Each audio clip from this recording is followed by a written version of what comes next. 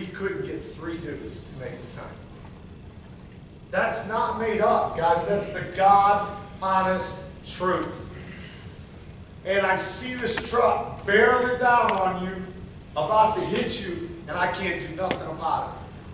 Because I know what happens next. There is no junior college for junior college. This is your shot. Now, I've always said, I don't care where you came from or what you did before you came here. I don't care if you were 4.0.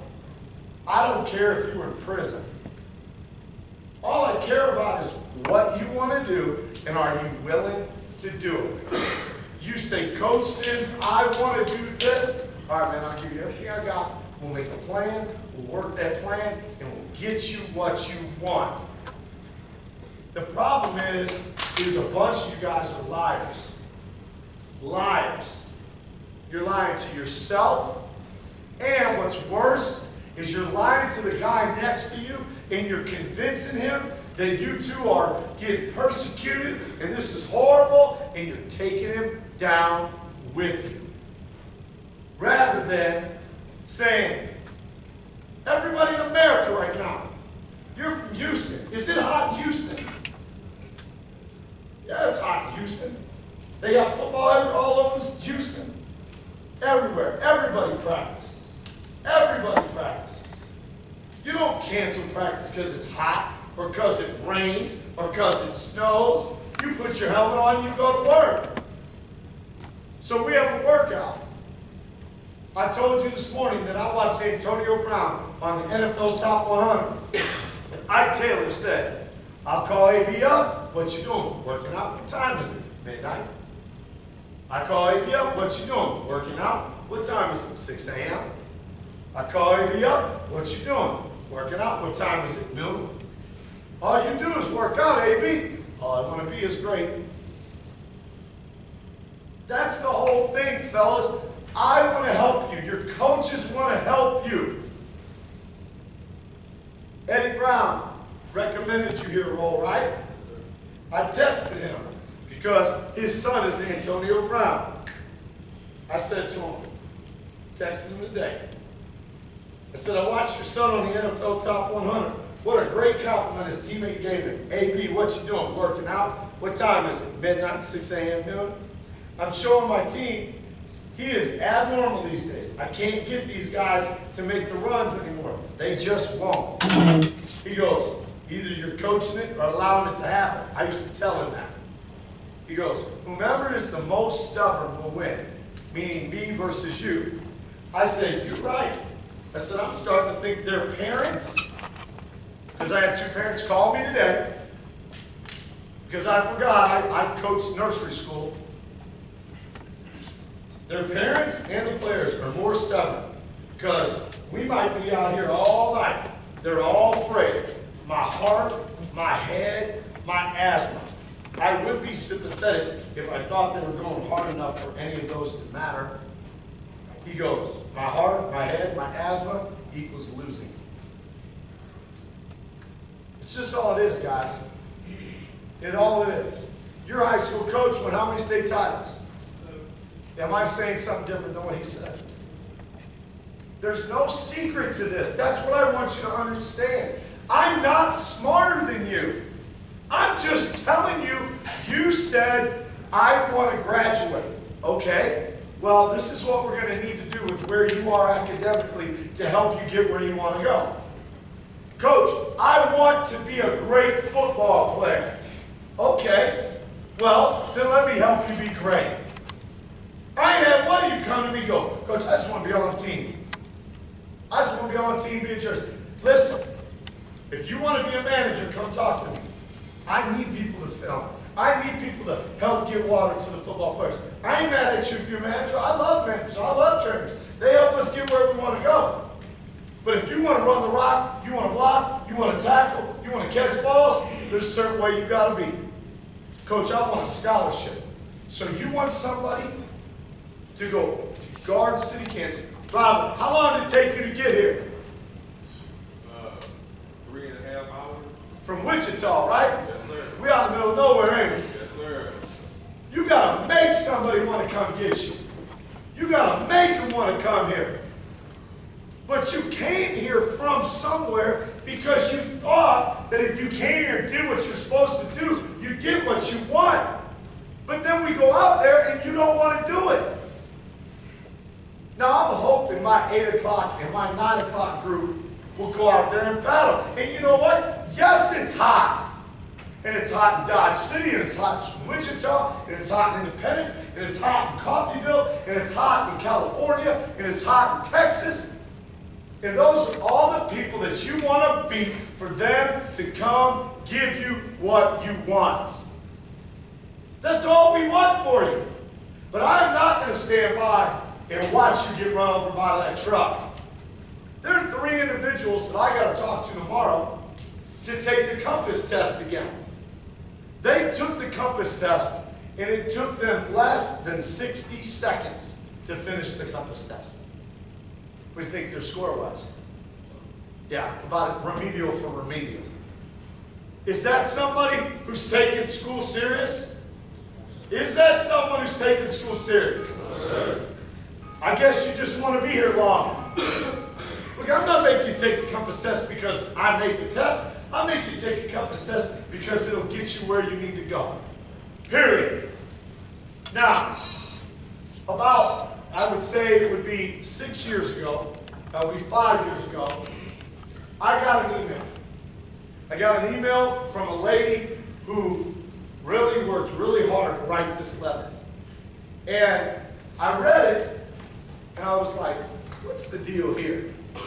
I said, so this guy, you know, he's in prison, and his mom is asking for someone to help. And I will tell you something about this person's mother. She asked for his help, but then she never talked to me, and she never called, she never bugged me. She just said, here's his opportunity. Where I have guys who moms call me, and they make excuses for you. Oh, he said his shins hurt. Oh, he said it was hot. He said you were mean. I've never yelled at the first guy to run. I ain't never ran the guy first. So, when I read the letter, I saw that the young man was from where I grew up. Same place that Coach Young grew up. And I was like, well, what if that was me? What if I was in that situation? I said, I'm going to at least go meet this guy. And the thing you guys are going to learn about life is this, is life is not a sprint.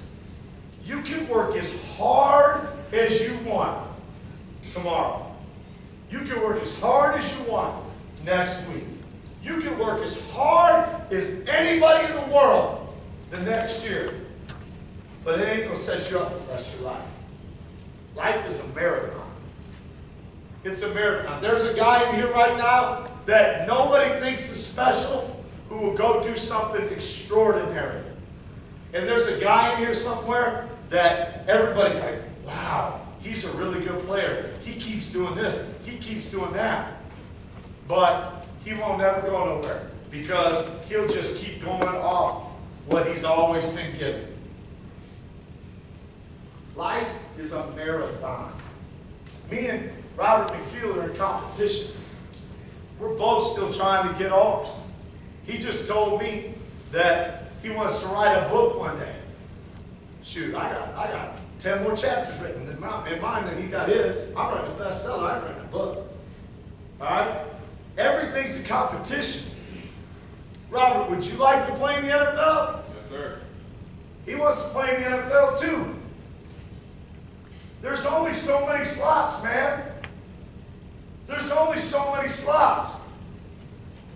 Gabe wouldn't run hard today and can't stay awake in this thing. But Gabe thinks he's going to make it. The problem is you're going to run against a guy one day. You might be better than everybody in here. But you're going to have to cover Antonio Brown one day. You're going to have to compete against Robert one day. You're going to have to compete. And there's no mercy in this world, man. You either perform or people move past you. Now, when I met Robert, I walked in, and this dude was huge. Came out, walked out, And he sat down, and he was so humble. And he said, all I want is a chance. All I want is a chance. And I told him, I go, okay, we'll give you that chance. And we gave him the chance. That chance is still there because he ain't never burned a song. There ain't never been a day, not one day, that anybody has ever regretted that we gave him that chance. And that's what I've always told you. I told you the dude who's had the worst situation in this room is the best off because you appreciate what you have. He's never made us question that opportunity. And there's guys in here who's asked me for the chance, and you've already been in my office 2-3 times going, I just need a chance. I'm like, I already gave you 2. Guys, I brought Robert here today because maybe you don't hear what I'm saying. Maybe you don't understand what I'm saying. Maybe you think I'm full of shit. Maybe you think I'm mean. Maybe you think I'm whatever. But all I am is the people that I've helped. All I am is the people that have helped me. You need to understand something. Every time a guy doesn't make it, you either ran him off or let him go. You either ran him off or let him go. You either worked so hard and ran him off, or you let him go because you weren't willing to say, hey, we can do this, let's go. You're a good player. We can make this. Everybody doubts themselves. The difference is the guy who keeps going. I'd like Rob to come down here and talk to you. I'd like him to give you his attention. I'd like you to sit up, lean forward, act interested, because I will tell you something. He's one of the best people I've ever met. Ever. And the first place I met him was in prison. Robert Mcfield.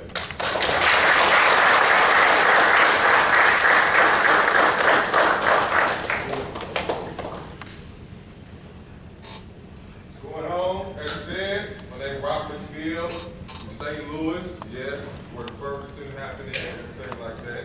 You know what I mean? And I want to start off by saying this. I'm not here as a coach. I'm not here as a motivational speaker.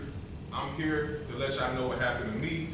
And if it can change y'all, then so be it, man. And we both win out of the situation.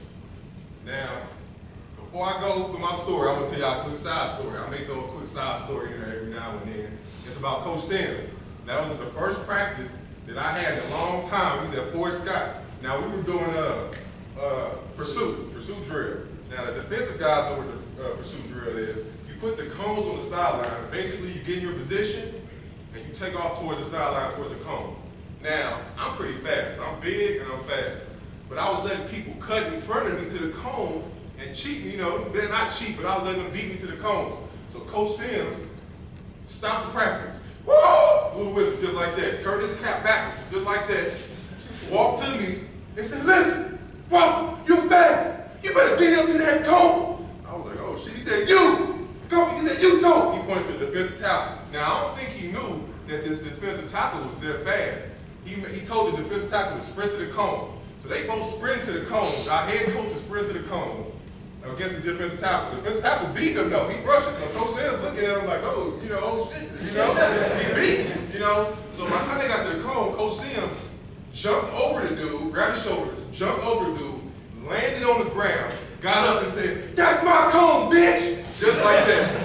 On everything I love, just like that. I said, everybody in practice stopped. The offense was on a different side of the field and looked at him like, okay, now it's time. Now that was my first practice in a while. You know what I mean? But let me get to what I'm here for. Now, as he just said, I'm gonna tell y'all something that a lot of y'all, not all of y'all, but a lot of y'all in here ain't ready to hear. You know what I mean? Y'all ready? Everybody here ain't meant for the NFL. That's a surprise. Because it take more. It take more than talent, man. It take this right here. And this is mental toughness, and being smart, thinking. And when I was 17 years old, I didn't use this. when I was 17 years old, according to ESPN.com, I was the number 7 recruit in the whole state of Missouri.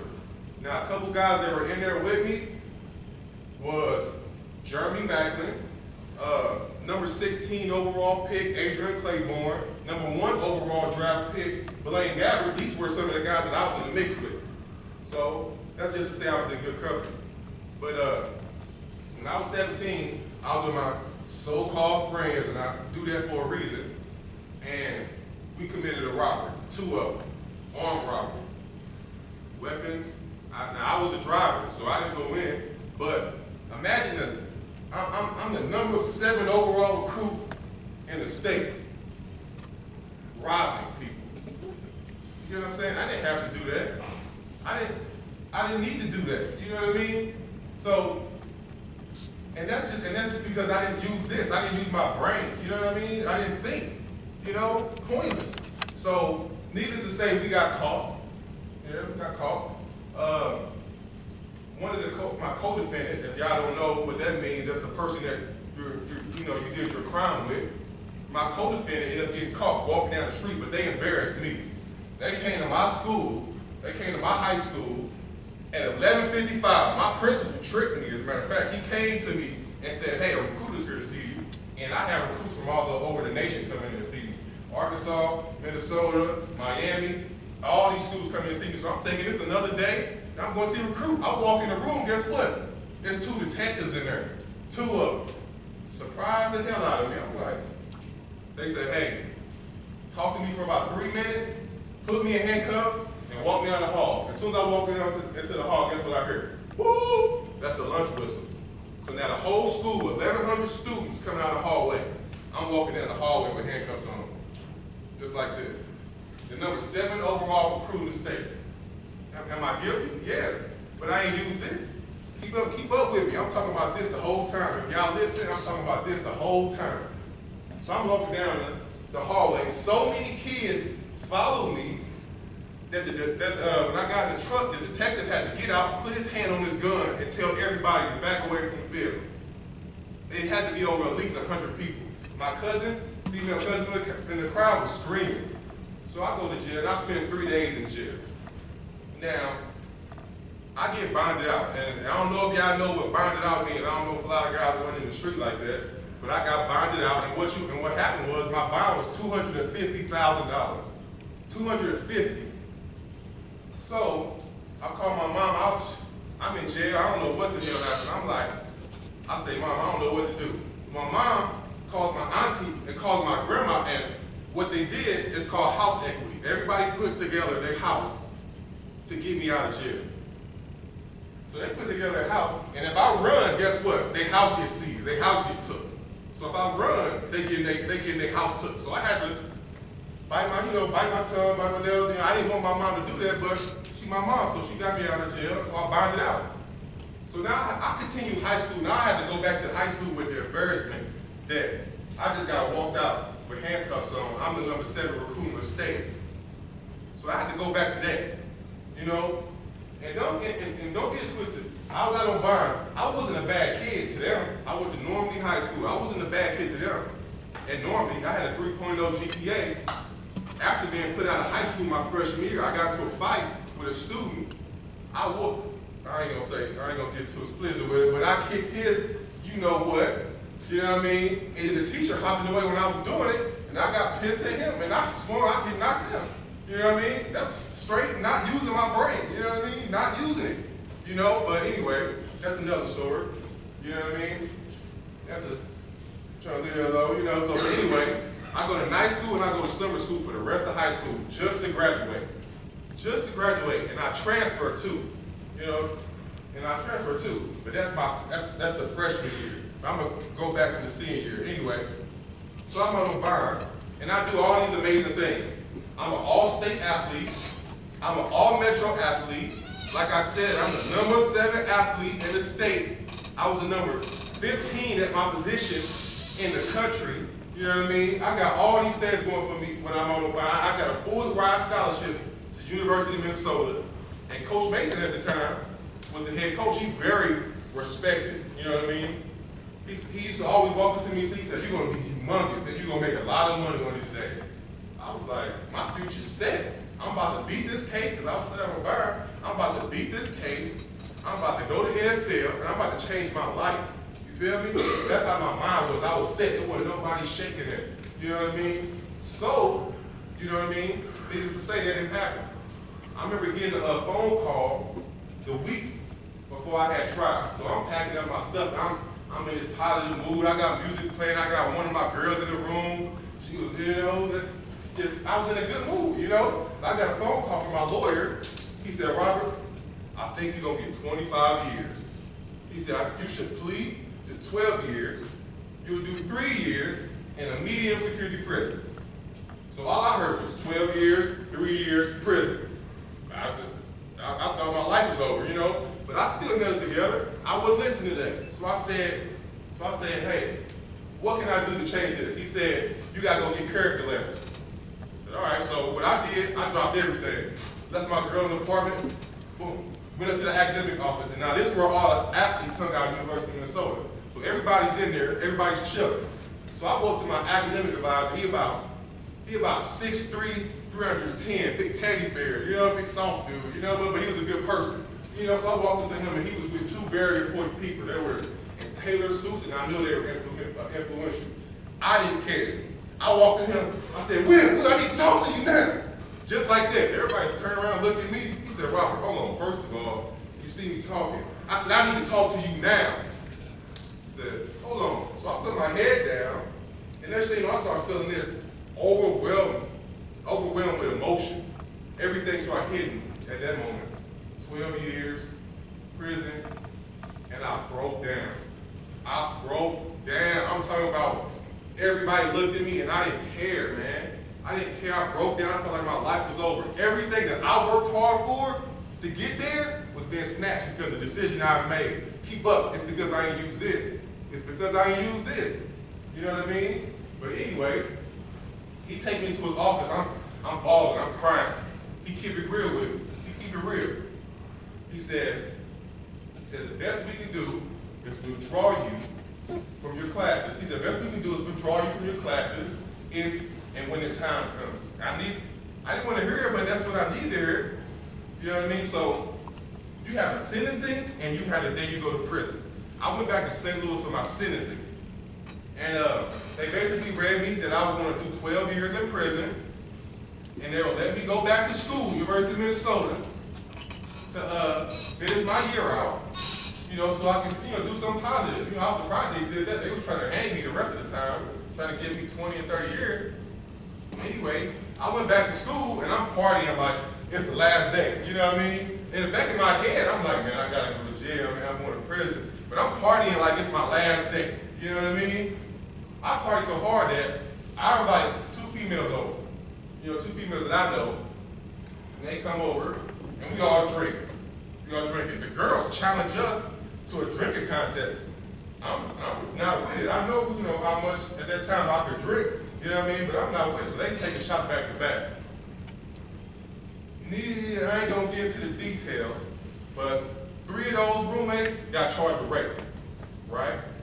So they was on the news. They didn't even get charged, matter of fact. They got questioned. They put them on the news, everything, ruined their careers there. You know what I mean?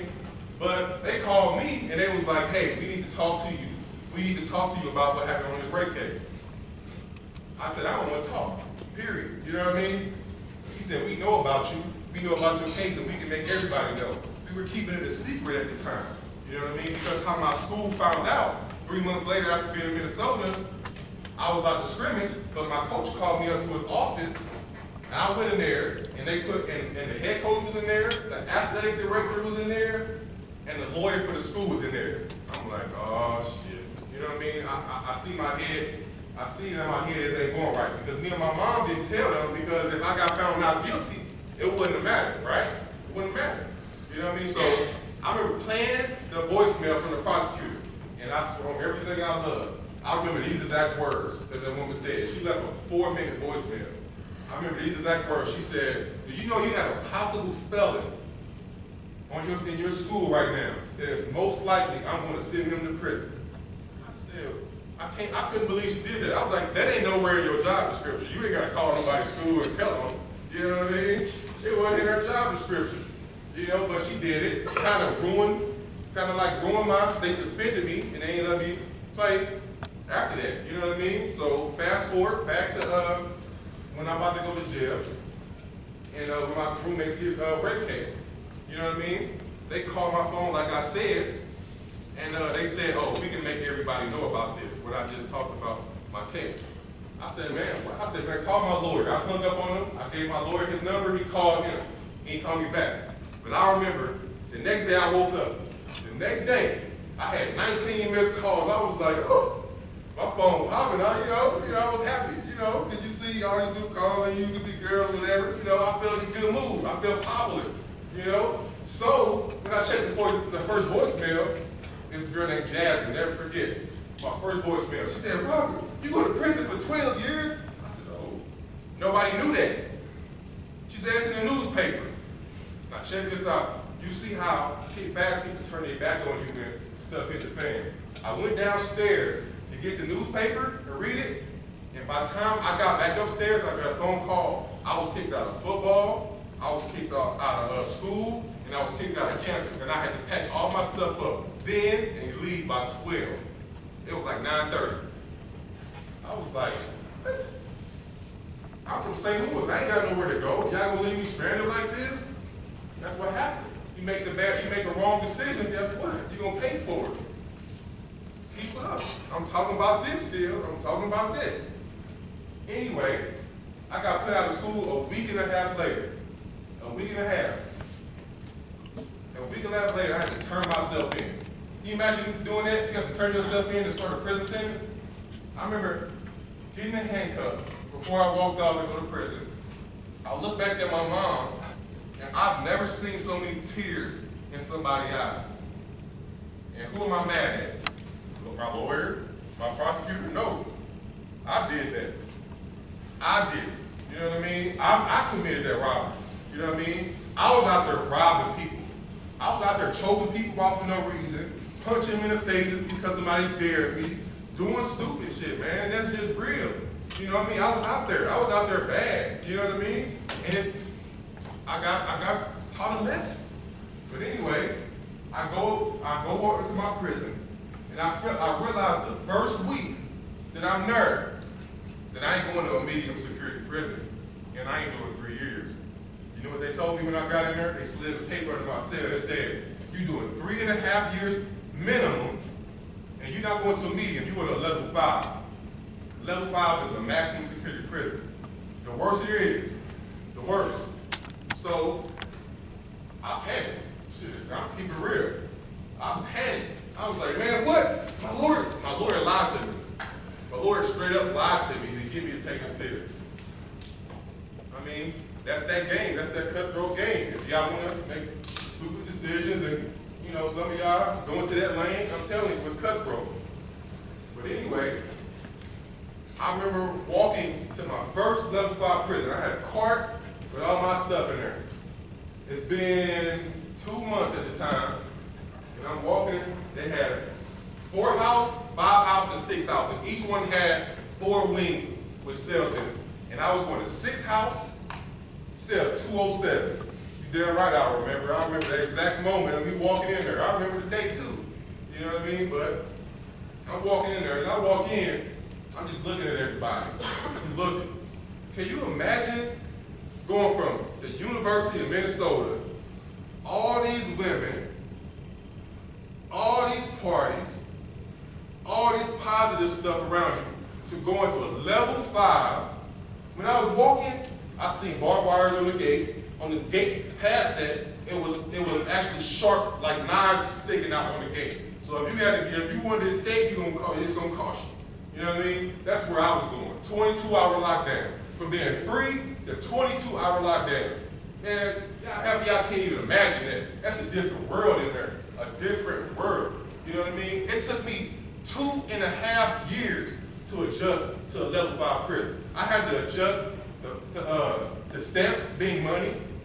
And I'm keep it real with you. I'm gonna keep it raw because when people talk about prison, they don't tell you details. I had to get used to men being with each other, and I ain't talking about walking hand in hand. I'm talking about, yeah, I seen that. You know what I mean? I'm talking about people shooting dope in their veins, shooting heroin in their veins, and you gotta sit out, look out your cell, because if they get caught, you get caught, and you go in a hole and they'll leave your ass in there. Trust me. As a matter of fact, I wasn't even gonna say this. I got to a fight with my cell. We call him Celly, their cellmate. I got to a fight with my celly. He'd been in there 20 years at the time. He was 36. He got life without when he was 16. Life without when you 16. So I go in there. My first day, he said, hey, you can't piss and shit in a cell past lockdown.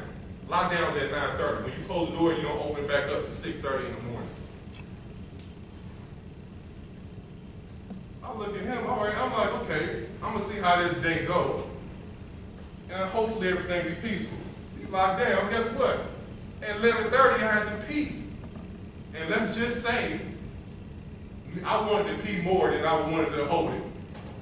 So we ended up getting into a fight. They came in there, said CEOs came on the door, maced us both, put us in the hole, and carried me through the hole. It was like 6 of them, because they usually only take 4 of them, they took 2 extra ones to come get me. I was like 250. So I'm over here maced, I'm screaming, ah, my eyes burn, you know, I'm screaming. So I was supposed to do 7 days in there, 7. I ended up doing 32. 32, and that whole month, I didn't leave that cell. That whole month. Side story, I'll tell you another quick side story. I'm gonna keep it real with y'all. When I first went in the cell, there was a dude in there already, and he had butter everywhere. Now y'all probably looking like, butter? They got butter everywhere. They use it. Creeps in there, look at the COs, the women COs that walk by, and use it as lotion to, I ain't gonna say that, you know what I mean? They use it as lotion to, yeah, that's a different world. That's a different world. It ain't nothing like what y'all privileged with, you know what I mean? But I immediately told him he had to go. He couldn't stay in there. He was a creeper. I ain't trust him. I ain't trust going to sleep in the cell with him. He had to go. So he ended up checking in. That's what they call when somebody can't call a suicide, like they said they're gonna hurt themselves. They gotta immediately take him out. So he ended up doing it. So I was in there by myself. And let me tell you, it was the hardest thing that I've ever done. Not ever done, one of the hardest things that I've ever done that time, but I needed it. Wow. This was, I went in there September 20th, 2008, and got out October 22nd, 2008. I spent my 21st birthday in the hole. Isolation, that's what they call it when you go by yourself in a dark room with a little window for the light. 21, a lot of y'all turn 21. If y'all ain't 21 already, y'all can go to the bar, drink, get some girls, whatever. I spend mine in isolation. Hey, that's how things work out here with it, you know what I mean? But I needed it though. I needed that tough time because I started to use this then. I put together what I wanted. You know what I'm saying? I said to myself, I want this, and it ain't nothing that's gonna stop me. You feel me? It ain't nothing that's gonna get in my way of this. And I'm gonna risk failure, I'm gonna risk being turned around. At that time, I didn't know if nobody was gonna accept me. I got so amped in the hole that I set up, I remember balling up 3 pieces of paper and said, who know the L drill? Y'all, everybody here know the L drill, right? I said, I didn't even have enough space because the hole was about this and add another arm. I got so motivated, I set up the L drill in the cell, not enough room, and started running in there. I did it so many times till I was drenched. I was drenched when I got done. And after that, I beat on the wall for 10 minutes. Woke, it was like 3 o'clock in the morning. Everybody cussing me out. Shut the man, I didn't care. I was motivated. I was ready. If they would have put me on the field then, I would have ripped somebody's head off. I promise. But anyway, I got a hold. I went in there 250 and got out 220 pounds. The last time you eat is at 4 o'clock p.m. and you don't eat again till 6 o'clock a.m. Y'all probably eat 3 times in that time period. I eat none. And I'm lactose intolerant too, so whatever cheese they brought, I couldn't eat. It was gonna make me sick. You know what I mean? So I lost 30 pounds. I lost so much weight that they had to test me when I got the hole because they thought that I was smoking crack. They thought I was in there getting crack in there and smoking it. So they tested me. All right, I took that test. You know what I mean? Moved on, but guess what? When I got out the hole, I wasn't the same person.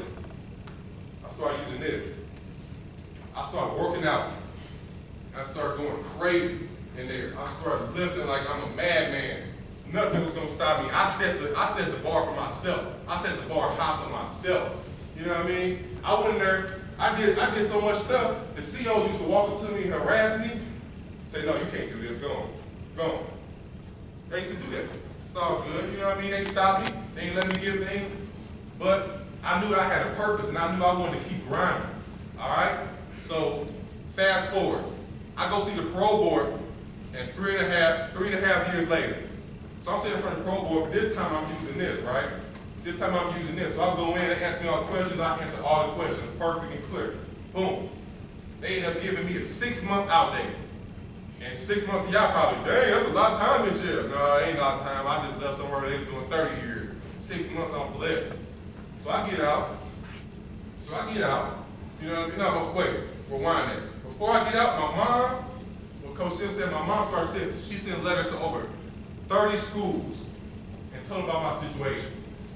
You know how many schools responded back? One school, one. Coach Sim responded back. The only one, and this is how I know it was real, they came to see me in prison. Coach Jericho came in there, I remember there, he had a little smooth jacket on, had his top of the chest hair popping out with the chain. He got it like that. You know what I mean? He had a chain. So, and he was talking to me like I recruited. He's like, oh, you said we're going to take care of you. I was like, you do know I have no other option, right? I'm more than happy to come there, all right? You know what I mean? He was like, oh, yeah, it's all good. But he still talking to me about it. He was very informational. He gave me a lot of stuff. And then a couple days later after that, Coach Sims kept his word and he came to see me. And he right. All I said was, give me a chance. I asked for a chance. You know what I mean? Because nobody did. He said, yeah, we're going to give you a chance. That was big to me, man. That was huge. I was like, it's meant to be. So I get out. Before I get out, it's another side story in there. Another side story. Before I get out, my mom, I'm talking to my mom on the phone, she like, all right, son, I got you a touch screen phone. I was like, oh, I got a touch screen? I was like, it's real. I didn't know everybody out there got touch screens and iPhones and all that. I didn't know that, because before I got locked up, I don't know if y'all remember, Sprint had Razor phones. And they had, so those was popping when I went in. You know what I mean? So I was like, oh, I got a touch screen? I'm good. You know what I mean? You know what I mean? I was happy as hell. You know what I mean? So I take it. So I get out. And I'm telling you, I almost want to say this. I ain't going to say this. Spending over 4 years in prison, the feeling when you get out, it's almost worth it. But I ain't going to say that because it ain't worth it. Right? Take that back. You know what I mean? But it felt amazing to be free and to get a scholarship to Fort Scott. I was like, all right, I'm good. You know what I mean? So side story, my bad, I got off track. So I get out, my mom hand me the touch screen. I didn't even know how to work it. My 5-year-old nephew was beside me. He snapped the phone, opened it up, got the Angry Birds, and was playing like in 2 seconds. I was like, that's when I knew that I had to catch up on some stuff. And, my first workout, I went to go work out ankle socks. One of the ones the Nike ones that used to wrap around your ankle. You know what I mean?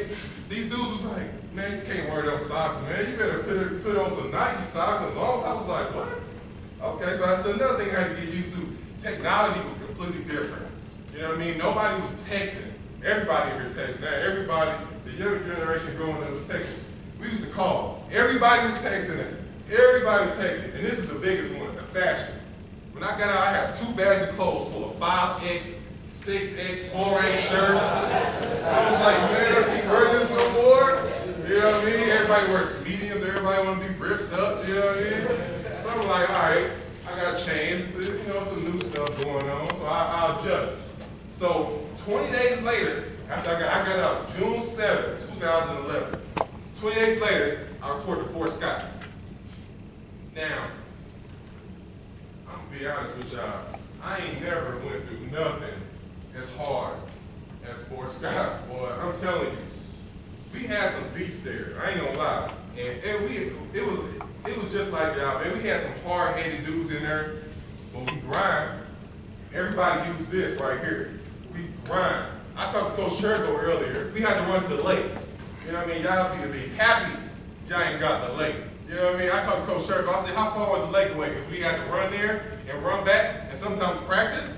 I said, how far is the lake away? He said 1.7 miles. I said, no, it ain't. It's 3 miles away at least. We had to run there and run back and practice.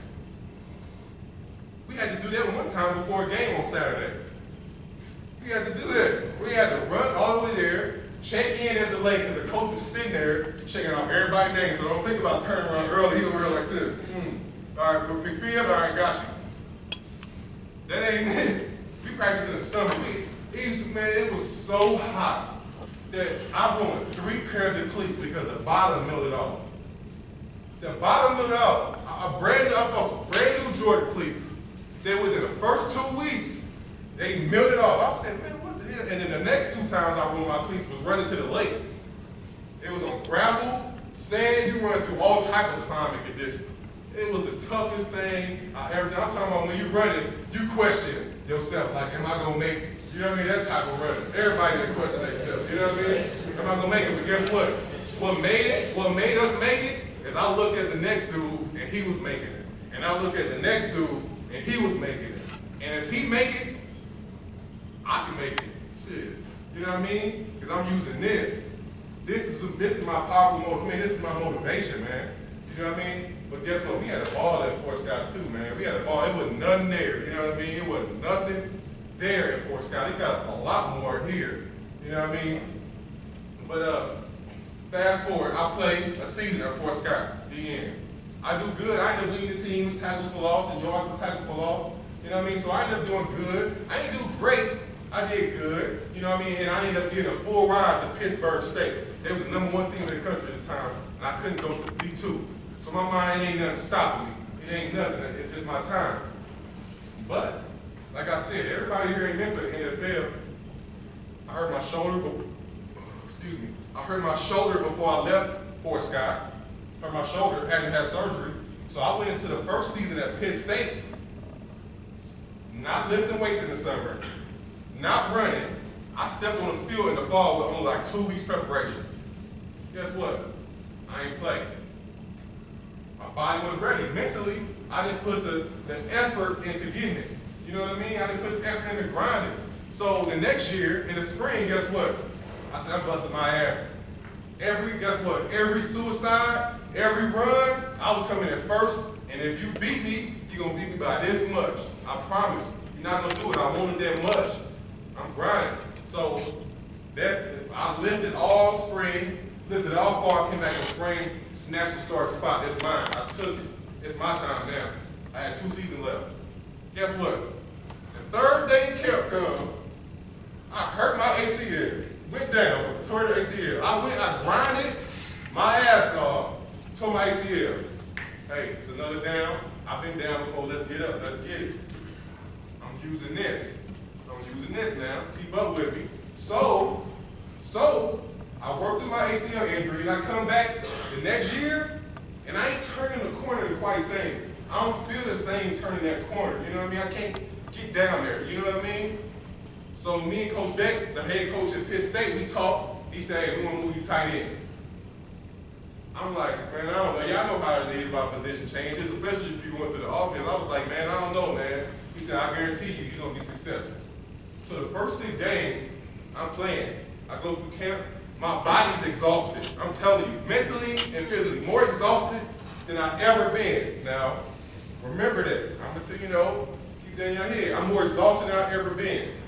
And I ain't picking up the plays. I'm behind on everything. But the 6th game come, and guess what?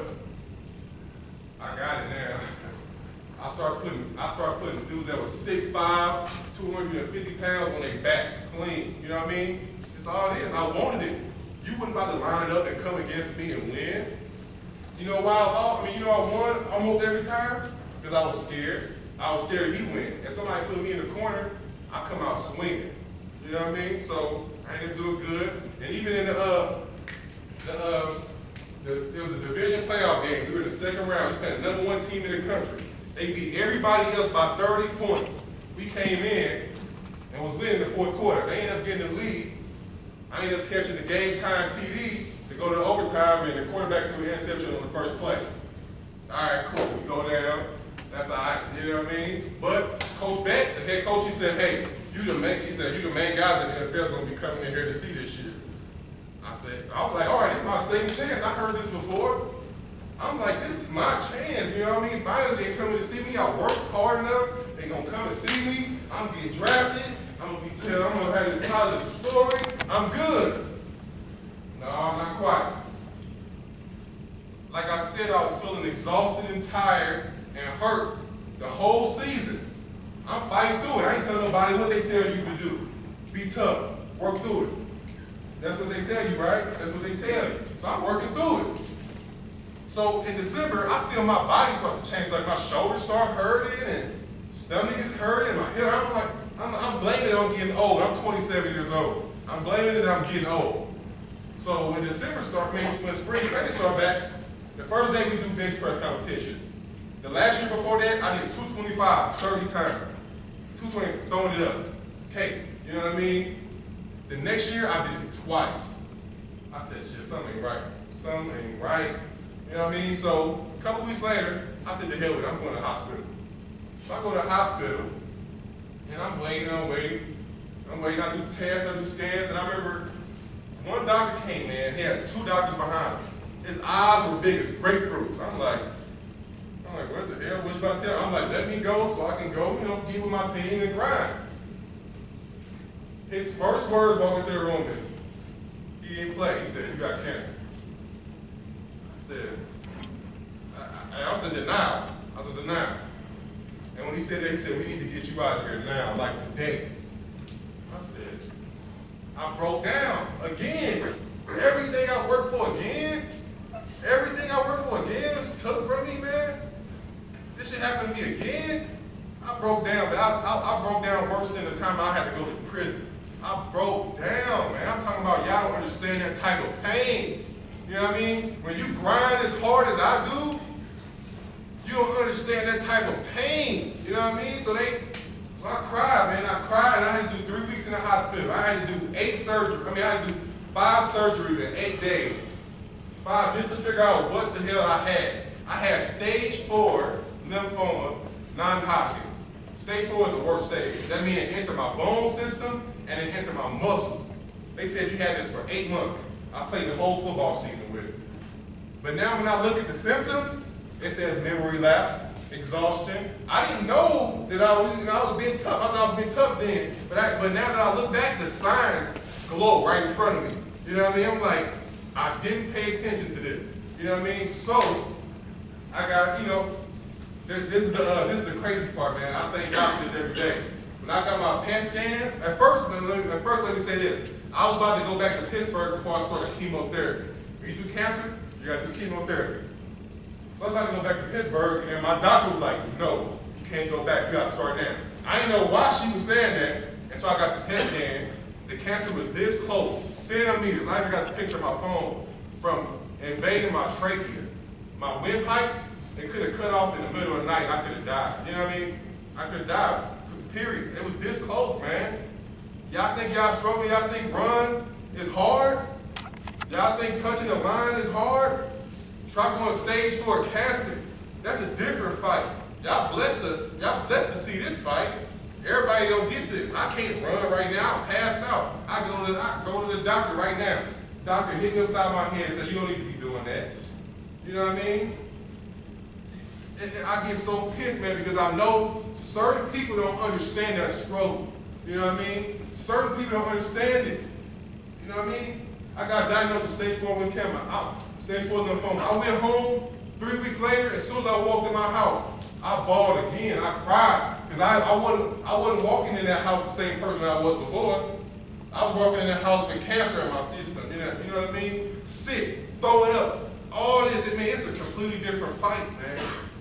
Man, I had dreads to the middle of my back. Y'all can't see that now because y'all see me with a bald head. I ain't got no eyebrows. I ain't got no hair on my head. It's chemotherapy, zap, all that. It took everything. Man. And the only thing it did is save my life. I'm grateful for that, right? You should be grateful for that. But the cancer invaded my spine right here and bit a little hole into my spine. And I play tight end now. You know what I mean? So if I come off the ball and hit with my head, I can paralyze myself if I come back too soon. Yeah, man. So cancer took it away from me. So I don't have a choice to get out there and run. See, a lot of y'all take for granted y'all health. You know what I mean? Walking around, appreciating that type of stuff. You know what I mean? Because a lot of y'all just come from y'all mama's house. You know what I mean? A lot of y'all just come from this place. And I know I sound like a coach. I promise you. I'm one of y'all. I was in y'all shoes not too long ago doing the same stuff y'all did. Y'all think I'm lying? It was harder. I was in y'all shoes doing the same stuff. I just came from Pitt State. I played football last season. I sit around my teammates just like how I sit around, like how y'all sit around each other. I'm in there. I'm one of y'all. I ain't a coach. You know what I mean? I'm one of y'all. I sit down in that same seat, not here, in Fort Scott, and did the same routine. Got yelled at, did the hardest things in my life. I did it. You can't. You know what I mean? But overall, what I want y'all to learn from this is to start using this. Let me ask you a question. Let me ask y'all a question.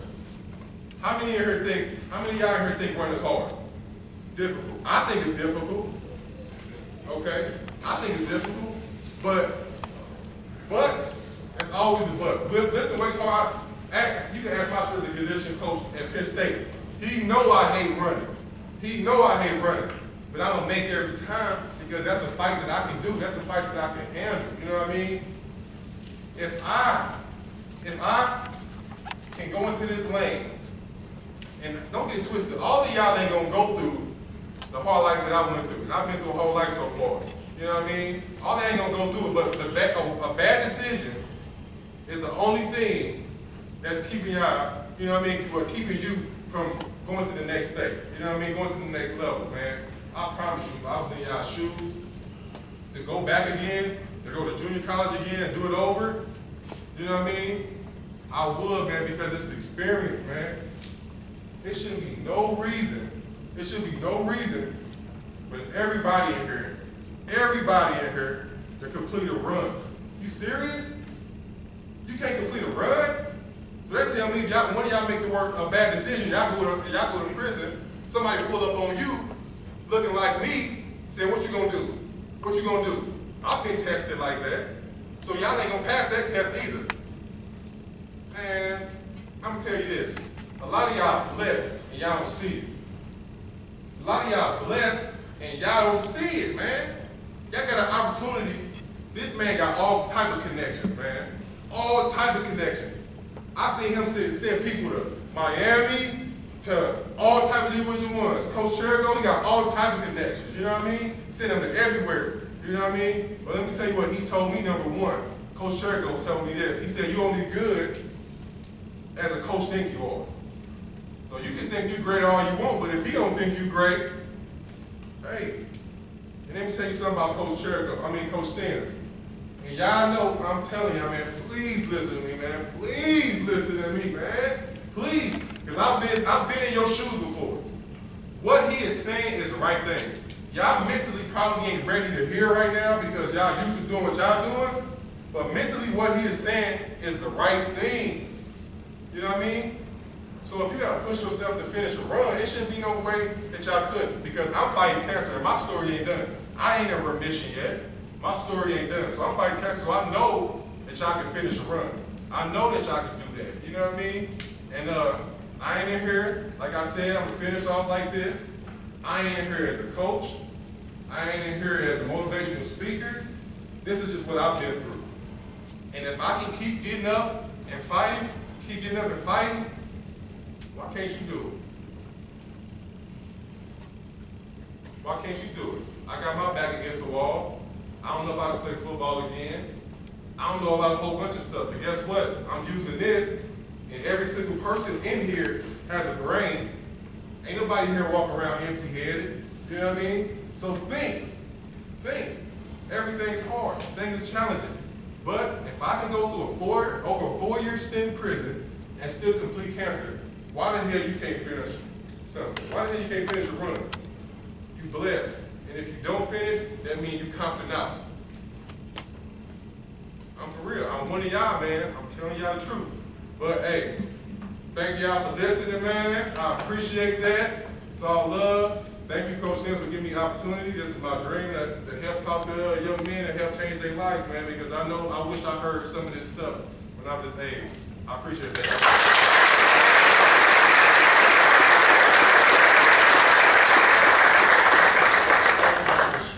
How you doing in school? Oh, okay. Well, during this last cancer period, during this cancer period, my teacher was telling me to drop out of school. Everybody was telling me to drop out of school, and it's a funny story. I went to my academic advisor, was it 2 months ago, and he was telling me to drop out of school, telling me to quit school, telling me to drop out and start another semester. I went up to him, because all I had was online classes. I went up to him and said, drop out of school? I said, I'm done, I'm finished. He said, what? I had all the paperwork turned in, everything turned in, and guess what? I got a 4.0. I ain't never had a 4.0 before in my life. It's all about this, man. It's all about saying to yourself, I'm gonna do this, man. I'm gonna do it. My girlfriend was telling me, you know, you need to be focusing on cancer. I'm graduating. You know what I mean? Because that's what happened when you got this, when you got you're mentally strong, and you have a brain. Use it, man. Everybody in here got one, man. I'm one of y'all, man. I'm one of y'all. I've sat in y'all shoes before, man. You know, Ralph says that. That's why I asked him to come. You know, I actually saw you. When was your last chemo? My last chemo was 3 weeks, almost a month ago. A month ago. Hardest thing, chemotherapy is the hardest thing I've ever had to do in my entire life. It zaps your body. It changes you. It challenges your mind, your body. You lose weight, you gain weight, everything. Man, and I'm just glad I'm done with it. I finished the last one a month ago. Robert can speak more to it probably, but if you don't know what chemotherapy is, basically to kill cancer, they have to kill everything in your body. They basically have to take you to the brink of death to kill everything in your body, and you're almost gonna die because you have no immune system anymore. So then they gotta bring you to the brink of death, and then they bring you back, okay? So when you talk about that, and I try to tell you all the time, and then I mean this, you don't know why you're going through what you're going through. You know, his dreams were to play in the NFL, but God has a different plan for him. You know, and that's what this is all about. You know, that's the whole deal. That's why we get up at 5 o'clock in the morning. That's why we stay here till 11 o'clock at night. Because we want to help you. I didn't care he was in prison. He was from the same place I was from. And you know what? The only difference between me and him is he tripped. If I would have made one different move, that might have been me. Coach Young, I can't speak for him, but he grew up in the same area we did. And you just do silly, silly things. But then you start to grow up and you look and go, man, that ain't worth it. To this day, I don't do things because I'm worried about what Robert Mcfield would think of me. I'm worried about what Jasmine Hopkins would think of me. I'm worried about what Brandon Bryant would think of me. You know, Brandon Bryant was one of his teammates. Brandon Bryant came out of high school and was a Division II recruit. That was the best football player in Conference USA. Why? Because he bought in. Listen, I cannot promise you you'll play in the NFL, but I promise you, and I told you this, that if you play with us, you'll graduate from college. If you play with us, you'll be the best football player you can be. If you play with us, we'll get you scholarships. But there's a difference.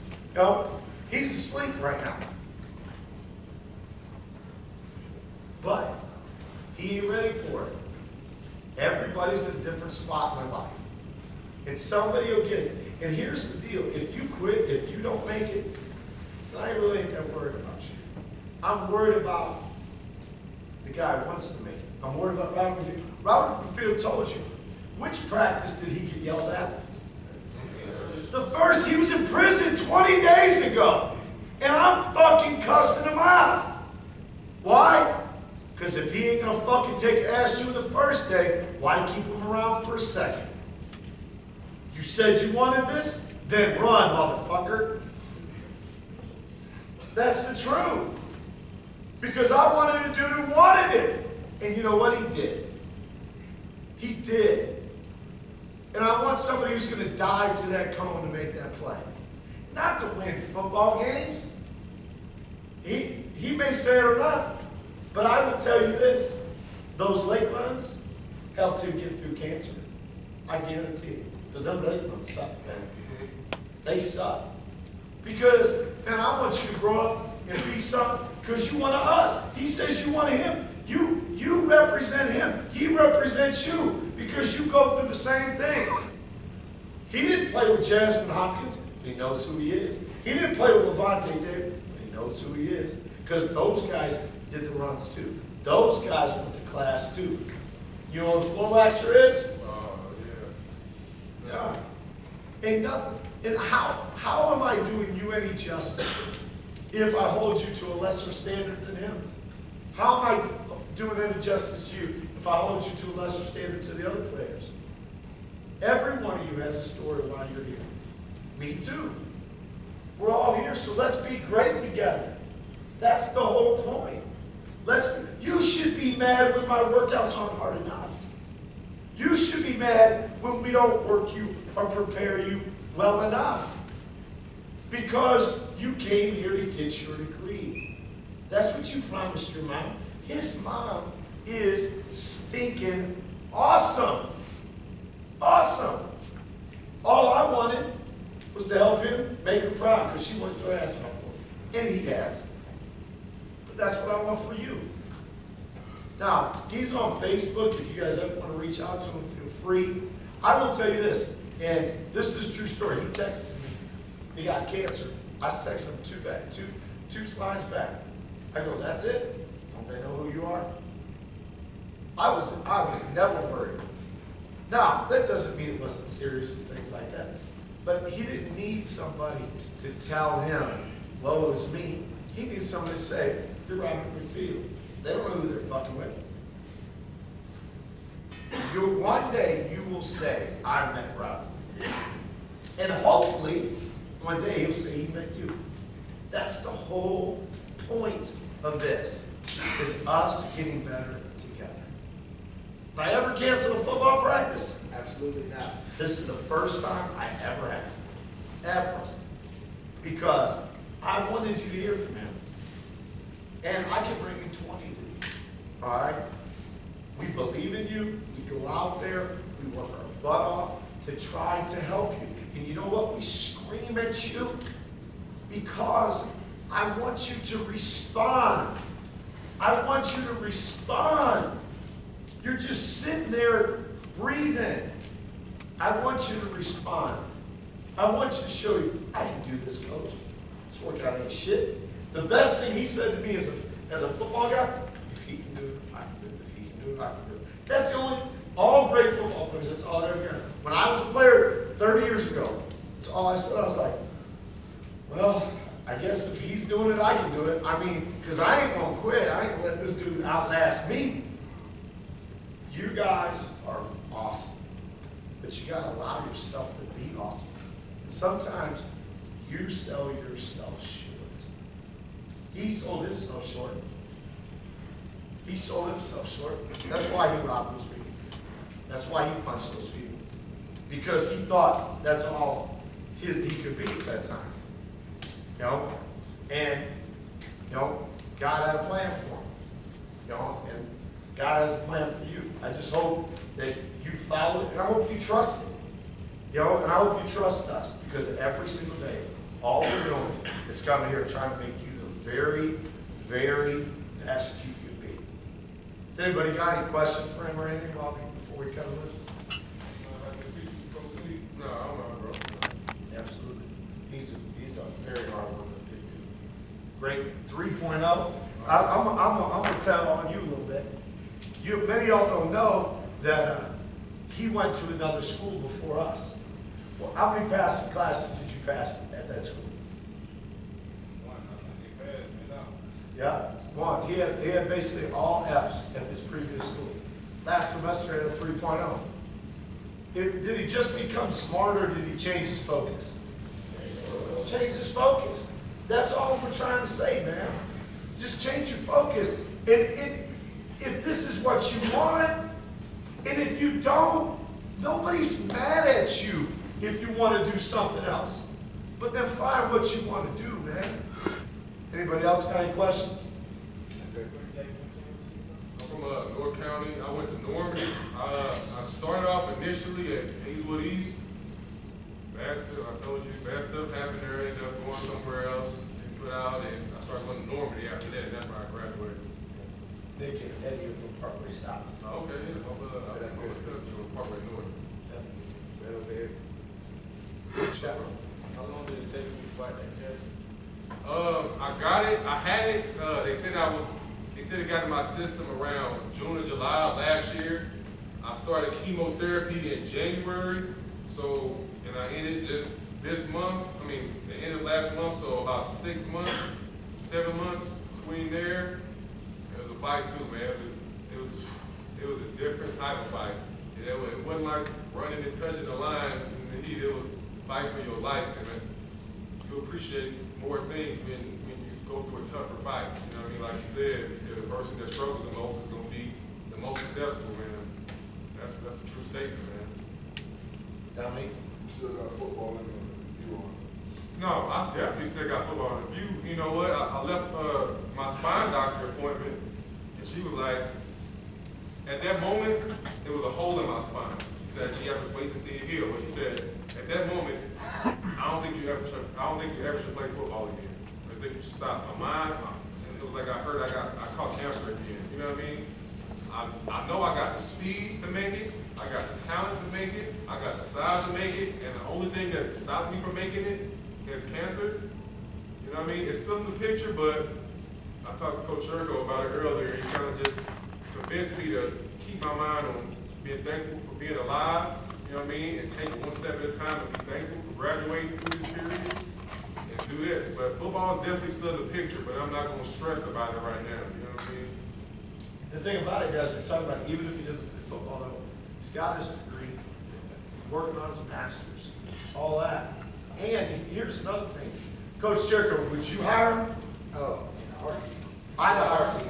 Do you think Coach Beck would hire you? Yeah, definitely. Do you think Coach Horton and Fort Scott would hire you? Yeah, definitely. I mean, he's making people go, yeah. He's making these decisions and opportunities for himself.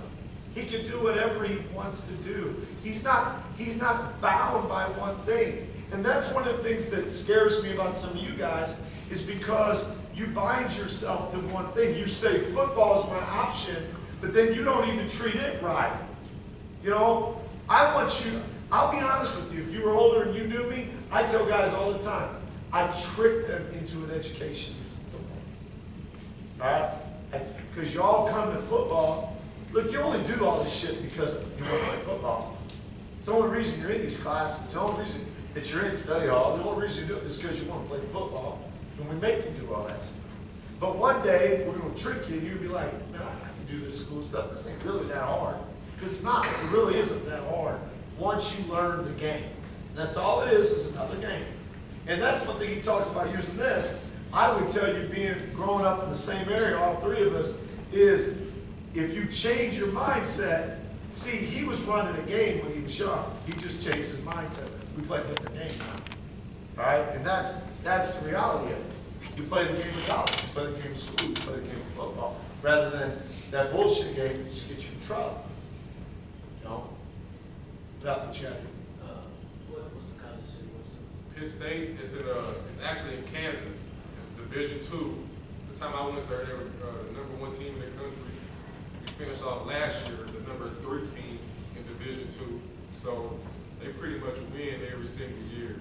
Yes. What was the biggest difference between playing Fort Scott Whew. I'd say the people. I was a team leader immediately when I came to Fort Scott. Like, I was like, okay, y'all can follow me. If y'all don't follow me, we ain't got to talk. I've got to arguments, got to almost fist fights with some of my teammates because they seen things negative, you know what I mean? And I was like, if you're not going to see it this way, I'll fight your ass over it. You know what I mean? You best believe that, you know what I mean? So, anyway, the biggest difference is the people. Like as soon as I walk into Pitt State, everybody was motivated because guess what? Everybody knew that they weren't meant for the NFL, but they knew they were meant for Pitt State. You know what I mean? They knew they could make a difference there.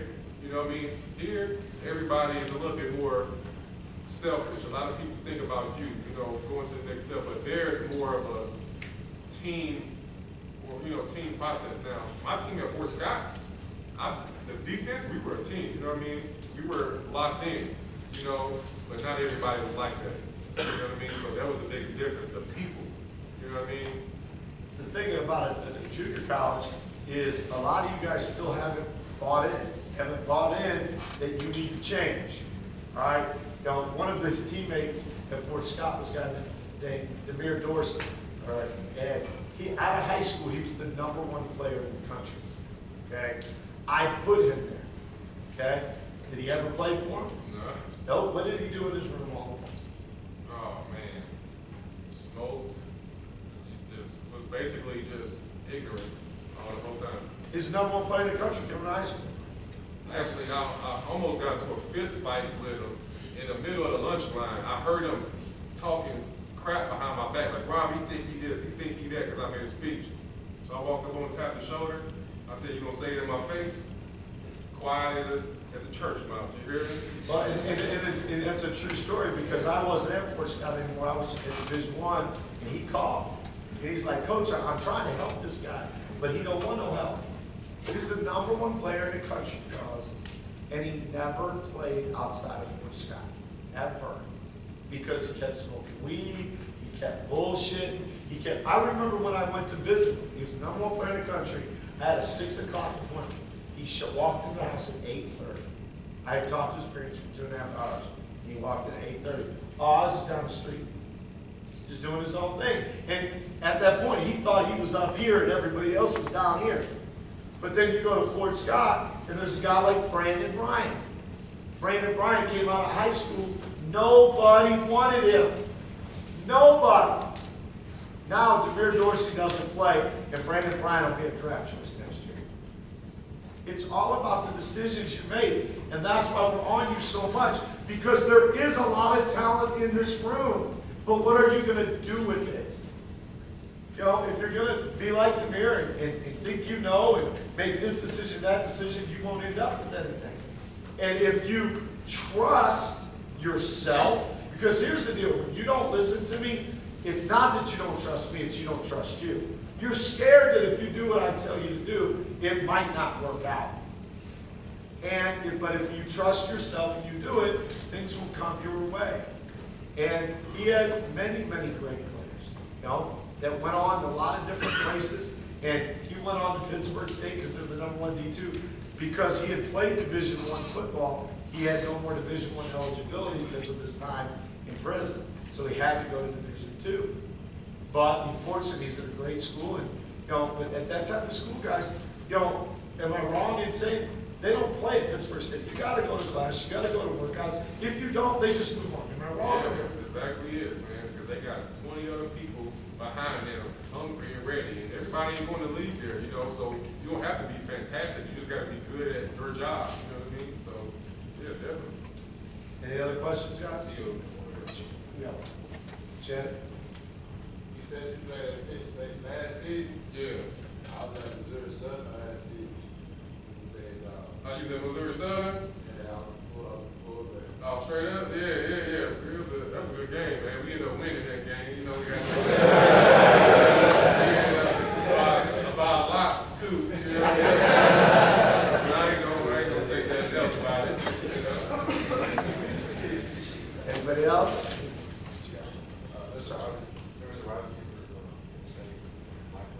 John Brown, oh yeah, JB, that man was a freak of nature. The thing is, what's so funny is, they say he's 5'10". He ain't nothing but 5'8", lightning fast, and had the hardest work ethic I've seen out of any player that I've ever been with. I'm talking about him, it worked out, man. Everything he did 100%, man. And he made no excuses about it. So he deserved to be where he is. He worked hard. So he's in the NFL. He's in the NFL. But see, understand, some plays with crime. That's the guy. He's at a D2. And a lot of you guys, if I told you D2 was calling you right now, you'd be like, I'm too good for that. Well, you're going to have to play against that dude one day. First thing he said, hardest work ethic ever. And that's the thing at Fort Scott. I was able to get that program. Coach Jericho, the other coaches, we were able to get that program that you could not be in the program if you didn't work hard. Period. And that's what he said to me when he walked over here. He goes, well, how long did it take you? And it took me a while to get it going at Fort Scott. But here's the deal. The reason it matters to me is I promise you, we will get the same work ethic here one day. But my question is this: how long do you have to wait? Do you want to okay, the third year I get us to be the #1 team in the country. Will you still be here? No. So I'm trying to get us where we need to go because I know what it looks like. And we'll be there as soon as you accept it. As soon as you accept it. I told you we won 7 games in this league by simply outplaying people. But we're not there yet. We're not. I told the guy there, we like win 2 games. And to y'all, oh yeah, really? Really? The dudes at Fort Scott, they want to crush your ass because they know who I am. The dudes at fucking Highland, they're there working too, man. You think, what did you say about this school when you were looking around? I said it's nice, man. It's a nice area here. What? At Highland is a cornfield, fellas. It's a cornfield. Fort Scott, their cats don't leave the campus. They're not welcome outside the campus. So them dudes, all they got is their work ethic. That's their opportunity. I came here because this is a better place. And I wanted to bring better players to this place and give you that opportunity. But if you don't do nothing with it, then I can't do nothing for you. You know, Venus, you had a question. How was my attitude? I felt like before I went to jail, I was trying to fit in. You know what I mean? I was trying to be a part of the crowd. And that's what a lot of y'all do, man. Let's be for real. You know, I've been in y'all shoes before. Oh, how about mom? My mom she never changed. She was the only thing she did is, when I went in, she never told me it would be okay. Because she didn't know. She knew I was going around killers, rapists, thieves, in and out of prison.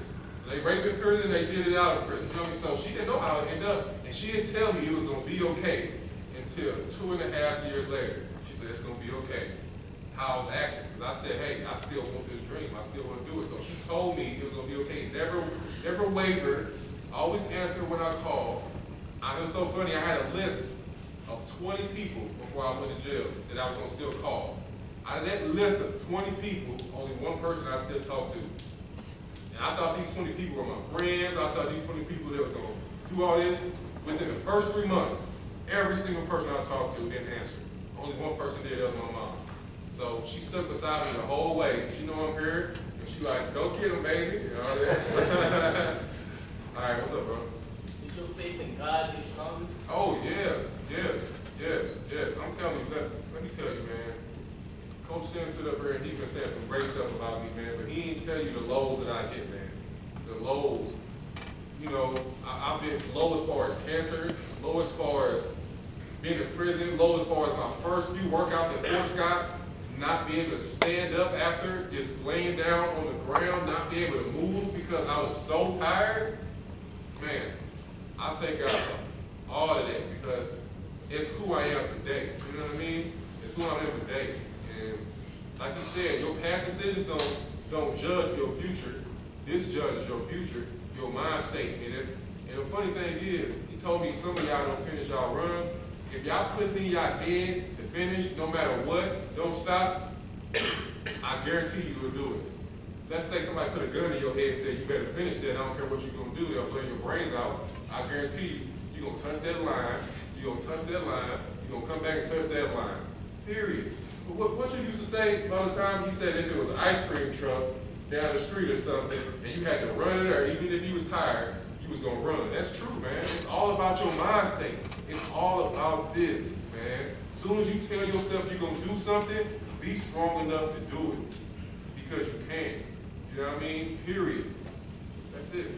But yeah, my faith increased 1,000,000 times. It went from 0 to being, you know, in the first 2 years in prison, I didn't cuss at all. You know what I mean? Because I didn't want to be like nobody in there. I was like, I'm better than you. You know what I mean? I came from University of Minnesota. You a rapist. You a killer. I ain't like you. And I had to humble myself. I said, I am like you. I committed robberies. I was robbing people. I was doing all this bad stuff. I am like you. So when I took myself out of that, that's when I changed. And that's when I adjusted to prison. And that's when my faith became stronger.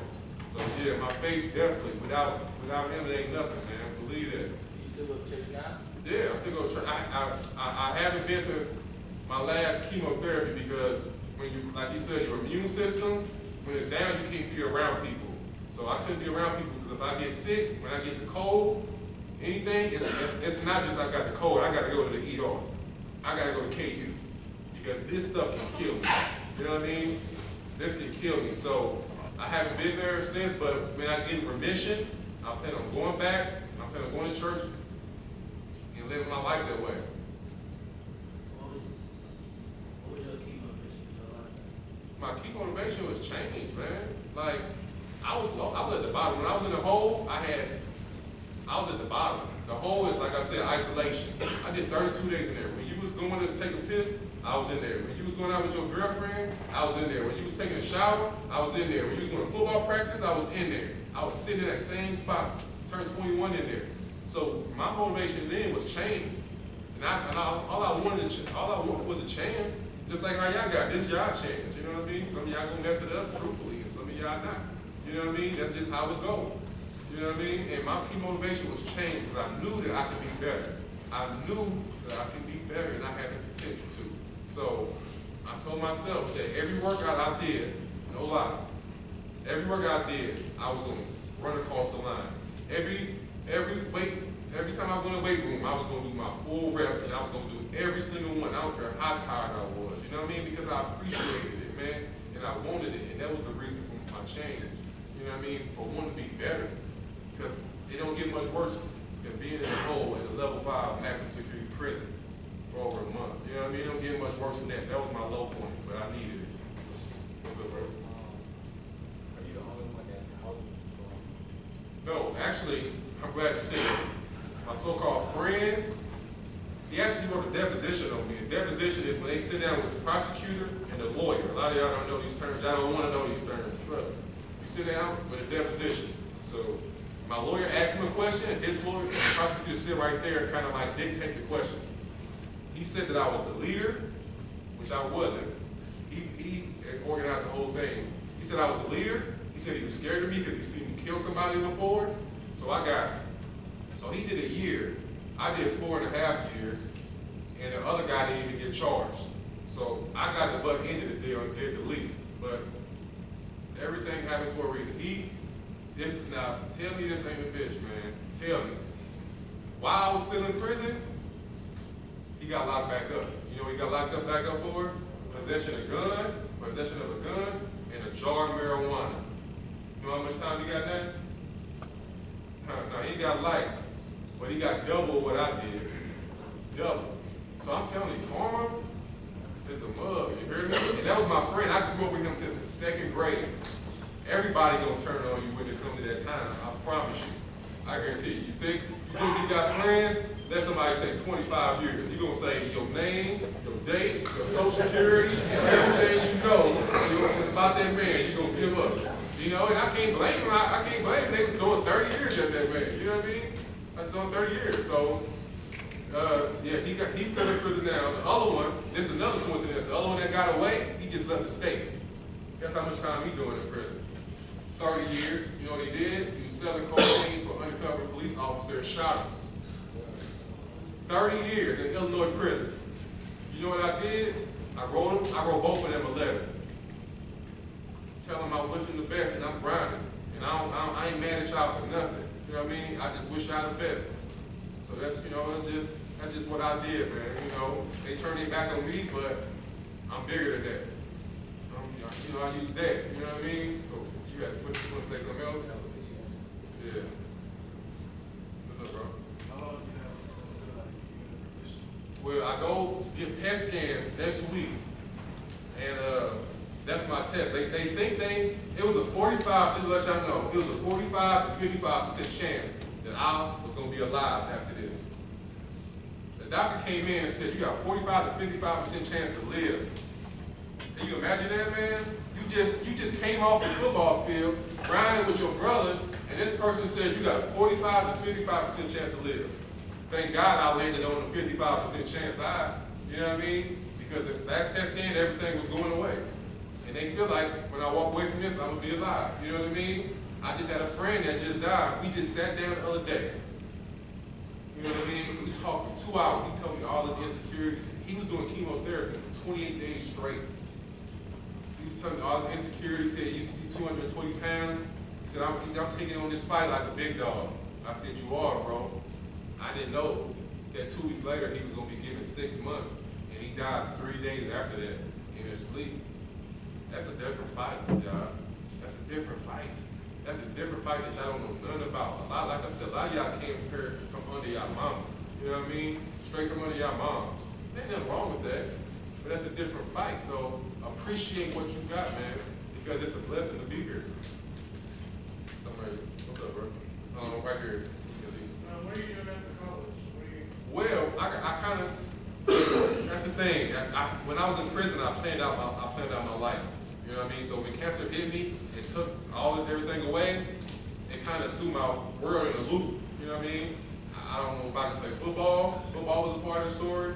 I don't know. So right now, I'm kind of shopping. I'm kind of thinking around. I want to be a strength and conditioning coach, but at the same time, I want to get back to the youth. He probably remember this. You remember this. We both said that, you know what I mean, that we was going to bring junior college, whether we there or not, bring junior college to St. Louis, because there's so many kids in St. Louis that's misguided, that's going to other places, but they can have that opportunity right there. They can have that second chance right there. You know what I mean? You guys said that. I've always, Michael Brown, who got shot. Michael Brown was 6'6", 280 pounds, 18 years old. And I swear to you that the reason he got shot was because he didn't have nothing else to do. All right? 18, you graduate high school or don't, okay? And you can't get a job. In St. Louis, there's nowhere to play football. And if he called me up, the first thing I would say is, you got any film? Well, if you don't have film, or I bring him here and run him around and he don't like it, he got to go back home. I don't know Michael Brown, okay? But he could have been a good person, and then one day he goes to the quick shop, does something stupid. Now the cops pull him over. Now I'm panicking because I got a cop here. I know what I just did. What am I going to do? Now it changes everybody's life. It didn't just change Michael Brown's life. It changed the cop's life. It changed the community's life. It changed everybody's life. And my deal is we didn't have something better for him to be doing than running the streets at 4 o'clock in the afternoon on a weekday. He should have been playing football with us. That's what he should have been doing. He should have been in school with us. I believe that. And I believe that's why some of y'all should be here. But some of y'all don't appreciate it. But some of you do. Don't get me wrong, some of you do. But you need to understand how much an opportunity this is. Because if you don't want it, somebody will take it. Somebody will take the opportunity. Yeah. How do you go from, since you said your best friend is my 7th grade, but you're out with my friends now, Oh, man. trust people. It's very hard for me. Jail has messed up my mind in a lot of ways. You spent 4.5 years in prison.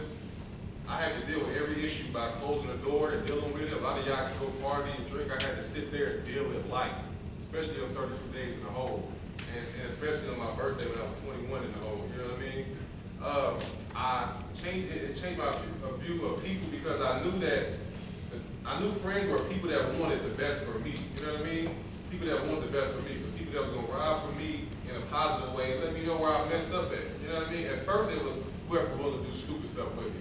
And some people are here thinking like that. Oh, this is my partner, he gonna ride with me. That's how you know that's your friend. That ain't your friend. Your friend is the person that's gonna tell you tripping. That's gonna look you in your face. And if he have to, he'll fight you over it. You know what I mean? Say, hey, I'm not letting you do that. And that's how I judge my friends now. And how I judge my teammates as friends is the people that grind with me and that's willing to grind next to me. And if you ain't willing to do that, we ain't got nothing to talk about. Anybody else? Are you still with that girl that she was with when you was in college? That first girl? Yeah. Oh man, man, every girl left me. You feel me? I'm talking about so much of what we feel now is like satisfaction right now. A lot of people make mistakes because it's satisfaction right now. Let's say somebody decides to smoke weed. That's a decision that you're making right now. You know what I mean? Let's say you decide to go, whatever you decide to do is a decision that you made right now. And if I wasn't there to be with her and touch her, she couldn't want to be with me because all the other guys were still talking. So within the first week, she was gone. You know, but what's the funny part is, as soon as I got out, she contacted me. You know what I mean? And was trying to talk all this stuff. I was like, nah, man. Nah, you what? We ain't about to start that. You feel me? So everybody, the only person I was loyal to was Fort Scott Community College and my mom. That's it. Period. Yeah, bro. So you got the friends? I had a group of 4 people that I hung around with, and these people I did stupid stuff with, crazy stuff with, fun stuff with, got girls with, everything. I don't talk to none of them now. My best friends, I was most disappointed then when my best friends stopped answering their phone, when they changed their phone, or didn't write me, and a whole bunch of other stuff, man. I was hurt, man, because these were my ride or dies, man. These are the same dudes that you turn around and look, you know what I mean? Like dude said, that's how my opinion of friendship changed, because they all left me, man. I was just by myself, man. That was hard, man. But I had to face it and move on and put my energy and love into football and what I wanted to do. You know what I mean? You gotta understand, as you get older and get more successful, there are gonna be some people that are jealous. And they won't outwardly say they're jealous, but they wish they were you. They wish they had that opportunity. They wish that they could be doing things, and they'd rather bring you back, because once you leave, they don't know what they're gonna do. You know, people that are your friends look at you and believe in you. They see who you are. Better question. Sorry, I'm sorry, leave it. What's one thing you believe that, what's one quality you believe that a team, a successful football team has? Man, easily. Togetherness. The person that's gonna fight, like I said, I'm one of y'all. I sound like a coach. I understand that. But when they say that you gotta fight together, the people that you fight with is the people that you're gonna ride with. So when you out there on that field and you touching that line, it gave me satisfaction to see everybody at Fort Scott touch that line, because I knew everybody was gonna ride. When it came down to it, when we used to get to arguments on the field, because junior college football, all the other teams did is talk smack to you. You know what I mean? So anytime I get to somebody on the field, guess who's behind me? My teammates. And that's what I believe will make a successful team. People that's gonna ride with you, go hard with you, that's gonna put it all on the line, that's what Pitt State do. When we all run at 7:30, it's the hardest thing I've ever done in my entire life. You know what I mean? As far as conditioning, you know, besides the Fort Scott stuff. But everybody finishes, everybody get done. You know what I mean? You just said, so Pittsburgh State runs? Oh yeah, hard. Fort Scott runs. Yeah. So Garden City's not the only school in America that's running right now. Understand my point? That's all it is. This isn't made up. The worst thing we can ever do is tell you that what you're doing is good enough, and then you go out there and get your ass kicked. All right? We're trying to get you to where you're ready to go out there and you go, look what we did. Because how many 220s have I ran? How many 220s have I ran out there? None. Because I ain't going out there to run. I'm a fan. I call a play and go watch 11 dudes go do their thing. I don't make no tackles, I don't make no catches. I just prepare you and cut you loose and see what you got. But if I don't prepare you to be successful, you're the one that's going to win or lose. And I got to put you in a position to be successful. Ronnie? How did you adjust to school? Because I grew up in a rough area, so that coming from where I'm from, and then adjust to school. Because I hate school to this day. I still from the coach and say anyway, I hate school, but I'm trying to get adjusted to it, because that's the only way out. Yeah, it is. You know what was hard college the first time, when I got out of prison, and I came around all these dudes that was negative, that was willing to they'd kill me if they had a chance, if they wanted to, or if I did something wrong. So I came out of prison, and I'm gonna tell you this, it's all about this, bro. It's all about your mind state. Are you coming here for a reason? What's that reason? What are you willing to do to accomplish that? Are you gonna sit here and go through school? Or are you gonna quit? That's your only two options. You gonna finish, or you gonna quit. That's your only two options. What you gonna do? You gonna finish it? Because that's the only option I had. I couldn't turn back because I couldn't go back to St. Louis. I was gonna lead to doing bad stuff, doing crimes, committing crimes, and doing back what I did. So I said, I'm not doing that. I'm not turning back. So I put my mind towards this. And if I had advice for you, bro, the only thing I would say is put your mind toward it. Tell yourself that you want to do this, and don't let yourself stop. You know what I mean? Because if somebody came up to you and challenged you and bucked at you and say, what's up? You're going to step up and accept that challenge. Accept this challenge too, because it's the same type. You feel me? Just what he's saying to you, you just said in front of coaches, in front of all these guys, I have to tell you I don't like school. That's why you don't do good. Because I didn't like school either. I'm sure at a certain point in time you didn't like school. The day you start saying, I like school, because the one thing you said was, school is the only way out. Well, then you should like school. This is the way out. I found my way. Because you got a friend who calls me all the time to be here. I don't call him back, do I? You got something he don't got, man. You got the opportunity. You have something. You should be like, I like this because I got it. He's trying to get it, man. That's the whole point. We talk about it all the time. Whatever you focus on is what you're going to get. If you say you don't like it, you're right. You ain't going to like it.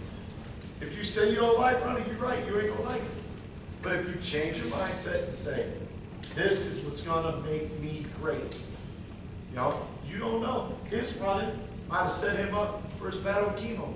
We don't know what all this set him up to do. There's a lot of great things out there, man. There's a lot of great things. There's a lot of great things you guys have accomplished. But you got to be willing to go after it. Anybody else? You right here. Put your hand around back.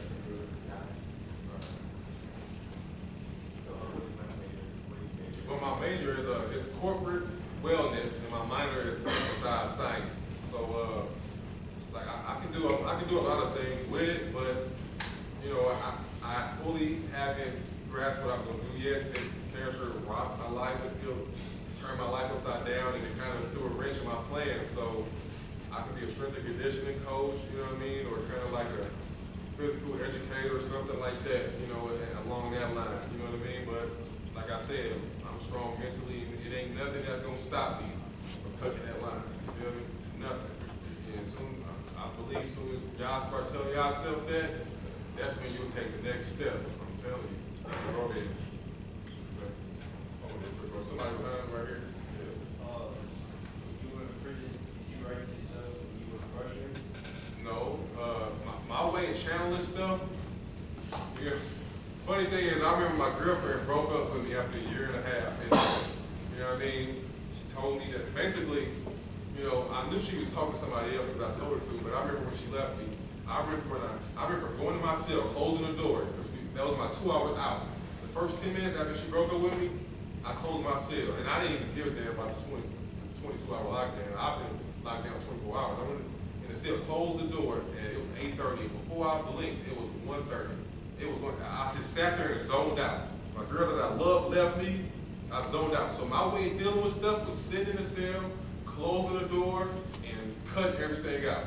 You know what I mean? Cutting everything out. And to this day, that affects me because when my girlfriend tries to get deep with me, I shut her out. And I go in the room and close the door. And I don't need to do that. I need to get out of that. It still happens that I got a break from in there. You know what I mean? My way of dealing with it was being alone because that 32 days in the hole kind of like designed me like that. You know what I mean? But, you know, it's something I'm working on. And that's how I deal with, you know, stress and drama today. Just lock myself away, man. You know, somebody beside.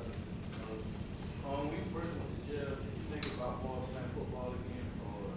You know, when I first went to jail, I was on a level 5 max security. Football wasn't on my mind. it was guessing the environment that I was gonna be in. You gotta keep in mind, I just came from University of Minnesota. It's mixed people, white people, black people, all these type of people that's positive, that's about to graduate. So now I'm going to prison for people that, you know, what's so funny is, I counted, I actually had 7 cellies. We call them cellies, they're cellmates, but life without. 7. So that's pretty hard because 90% of what people talk about in prison is freedom. I couldn't talk about being free to them. They couldn't smell freedom. You know what I mean? Again, they were done. You know, as a matter of fact, what time is it right now? 8:13. They out on the yard right now. They still in there. You know what I mean? They get out the cell at 7:30 and go back in at 9:30 for lockdown. Damn right I remember the times. I ain't gonna never forget it. You feel me? You know what I mean? But like I said, that's just kind of how, you know, I dealt with it. I didn't think about football at all because it was about surviving at that point. You know what I mean? It's about surviving, living. What's up, bro? When you have your kids, what's the first thing you gonna tell them, teach them? You know what's so, what's so funny is somebody asked me that, right? And I was gonna tell them, because the reason I got in trouble, because when the detective interviewed me, I started talking to them. You know, I was gonna tell my kids the first thing to do is when you see a detective, ask for a lawyer. You know? That was gonna be the first thing. But I ain't even trying to take my kid down that route. I'm trying to have him somewhere in college balling like how y'all about to be doing. You know what I mean? So the first thing I'm gonna tell them is pick the right people to hang around. You know what I mean? Because people that want to see you do good are your friends. My friends judge how cool we were by how down I was for you. You know what I mean? I've been shot at. Somebody tried to kill me by stabbing me. You know what I mean? A person tried to kill me at the gas station when my sister was in the gas station, and I ran away from the gas station because I didn't want my sister to come out and get shot. You know what I mean? So I ran away from the gas station to get her. She ended up saving my life. She was about to kill me. She ended up circling the car around, hitting him in the car. I remember him going at least 15 feet in the air, dropping the gun. I get in the car and we pull off. You know what I mean? And my friends, I said, hey, we got to go get this dude. My friends say, no, I ain't going to get him. And I judged how much they were my friends by how far they would go for me. And I was like, okay, I'm cutting y'all off because y'all ain't willing to go hard for me. You know what I mean? But then it was kind of the best thing that happened to me because I transferred and I got put out and I started doing good at another school. So the first thing I'm going to teach my kid is pick your friends wisely. Your friends want to see you do good just like them. Period. You know what I mean? Anybody else? What's up, bro? You guys have a mentor in prison? I did have a mentor. He just went to go see the parole board. He got 5 years setback. And basically what that is means you can't see the parole board again in 5 years. He went in there in 1985. He's 50 plus right now. And his name was Junebug. And he took me under his wing. And 2 years after I got in jail, he got me working out again because I didn't work out. He got me working out again. You know, he taught me this. He taught me to use my brain. He said, one time I was refereeing a basketball game because that was my job in recreation. You know, excuse my language when I say this. You know, he said, one of the basketball players, when I called him back, call him because basketball is all some people got here. That's their life. They ain't got no cell phone. They ain't got a girl over here. That's basketball. They take that shit serious. So one time I made a bad call. I admit it. I was a new referee. The dude said, suck my dick, you old bitch ass. You know, just like that. I was shocked. You know what I mean? I only been in there for like a year and a half. I was like, man, can he talk to me like this? I'm a referee. You know what I mean? You know, I was like, man, you can't say that to me.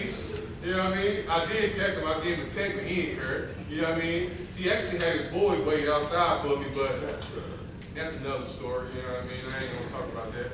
You know what I mean? But he had his boys waiting outside for me, but I got off track thinking about that story, man. It threw me off a loop that bad. But yeah, my mentor, yeah. He kind of asked me, he said, Rob, why are you digging off? He said, why are you doing it? Why are you going into that? Why? He said, you ever ask yourself, why are you doing certain things? Like why you work out and why you do this? I ain't think about that. You know what I mean? I ain't think about consequence of my actions. I ain't think about how hard I was working was for a reason. You know what I mean? He asked me why. He taught me that. You know what I mean? And it was so deep because he already spent 25 years in prison. If he got out right now, I guarantee you he wouldn't go back. But guess what? He got life without and he's still there. You know what I mean? I actually wrote a letter to him, letter of basically a character letter for him when he went to go see the parole board, and I thought it was gonna work, but his crime, I'll tell you, his crime was he went into a house, he shot his auntie while she was holding her daughter. She was months. He killed her auntie and killed his uncle because they stole $10,000 from him. You know what I mean? So a double homicide. And he regrets it, man. That decision, because he didn't use this, he wasn't smart enough, that cost him his life. You know what I mean? But he was there for me in so many ways and kept me out of trouble, and he sometimes kept some dudes off my tail, man. Kept some dudes off my ass for trying to get me. So Junebug is definitely my mentor, and I'm still to this day write him and talk to him. Jeff.